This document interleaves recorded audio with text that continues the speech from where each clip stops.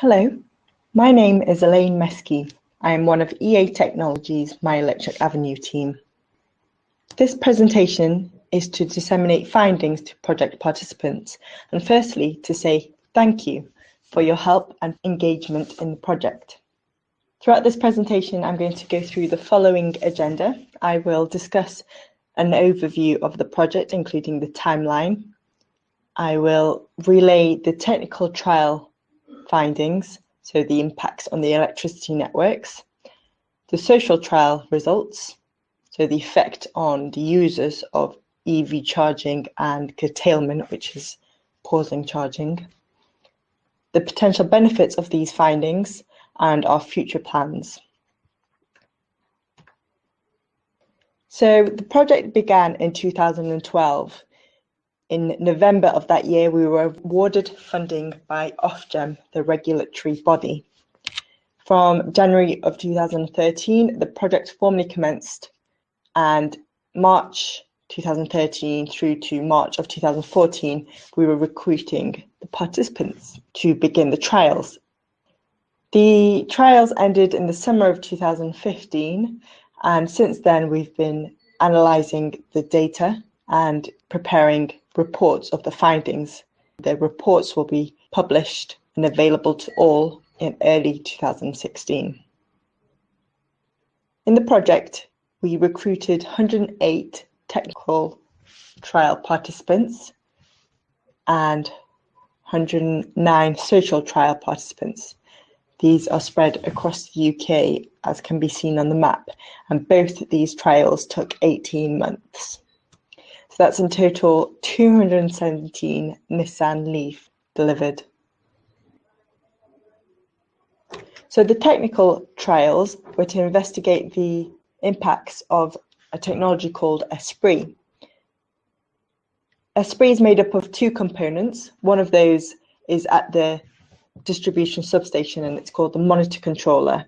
The distribution substation is the point, it's normally in a brick building, where we step down the voltage from a higher voltage to a low voltage, the 230 volts you receive in your home in the plugs.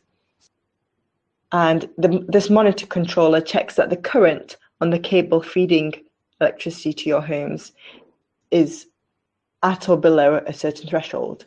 If it goes beyond this threshold, then it will issue instructions to the intelligent socket fitted within your home to stop or pause charging for a short time until the threshold again dips below. So what are the network impacts of electric vehicles? Well, if we compare it to other appliances that are standard in a British household, we can see that the Nissan Leaf charging point, the power demand is equal to an electric kettle, which is 3.5 kilowatts. But the difference is that kettle is on for a few minutes, but you charge your electric vehicle for several hours. So the effect this has on the overall demand was shown by these demand curves that I will go through. Now, this demand curve shows the residential demand over the course of a day. So the demand for electricity is pretty predictable. The lowest points are in the middle of the night when all the lights are off, there's nothing on in terms of appliances, nothing major. And the peak is an evening when people come home, start cooking dinner, maybe put the TV on, put the washing machine on perhaps. Throughout the trials, we monitored the demand drawn from EVs in a typical household, and this red line shows that. Again, similar pattern, very high in the evenings, people come home and plug in. Now, adding these two curves up to get the total demand from an average household, we can see that the peak demand has more than doubled to 2 kilowatts in the evening. This is a problem because we have to generate or at least distribute electricity to meet this demand. This could cause problems in terms of thermal problems, so too much current causing the wires to overheat, and also potentially too much voltage variation, which causes the flickering of lights in your home. Modelling these results to extrapolate them to the whole of Great Britain's networks. For the low voltage networks, that's the network feeding your homes, 32% would need work if there is a high uptake of electric vehicles. And by work, we mean some kind of reinforcement, so potentially fitting new or bigger cables underground. We also found, however, that Esprit technology helps overcome all thermal problems, which would mean that you wouldn't have to have the civil works, which is very promising. Just to clarify, curtailing charging is just pausing charging when there's peak demand on the network. But what are the impacts of this on the electric vehicle user? This graph shows the proportion of switch events which interrupted charging, and we can see that about a third, 31 trial participants, 10% or less of switch events actually interrupted charging. So, and that includes 25 people who never had their charging interrupted. That's quite good. But we can also see that about a quarter did impact on the charging. Is this bad? Well, it depends, because this graph doesn't show what the state of charge of the electric vehicle was. If it was 90% or 95% and it stopped charging, that might not be an issue. It also doesn't say how long the switch interrupted charging for. So maybe it only stopped charging for 10 minutes or 20 minutes. And the third thing it doesn't tell us is whether the vehicle was needed at the point when the charging was interrupted. So perhaps charging was interrupted late in the evening, but you didn't need that vehicle until the next morning. Now, all these things are reflected in the satisfaction the participants felt with the technology. If we look at the difference between curtailed and non-curtailed charging, it's very little.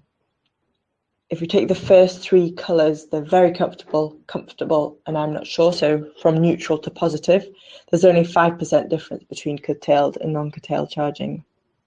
There's only a small difference in the people that were uncomfortable with the charging.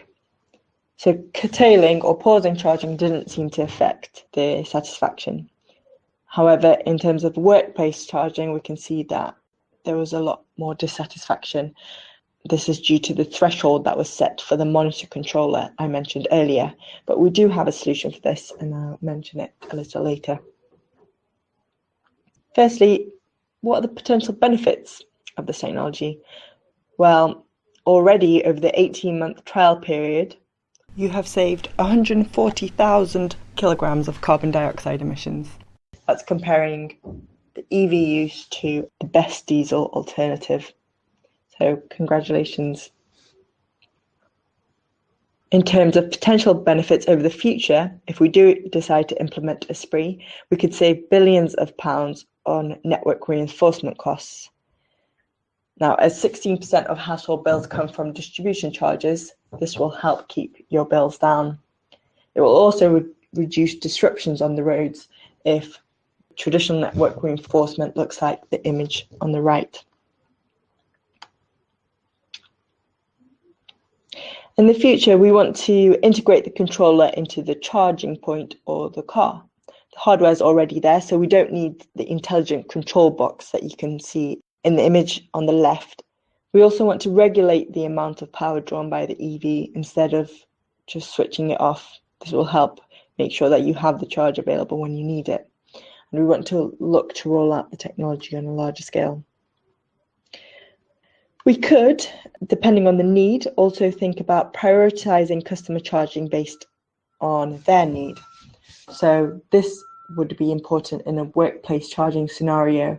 If people have different shifts, we can take that intelligence, also take information based on their journey home, their commute, and make sure that there's enough charge in the electric vehicle when they need it. We could also use this technology with other low carbon technologies, such as PV solar cells and heat pumps. If you're interested in participating in future projects, contact us. Our email address is myelectricavenue@eatechnology.com. Thank you for listening on behalf of all our project partners.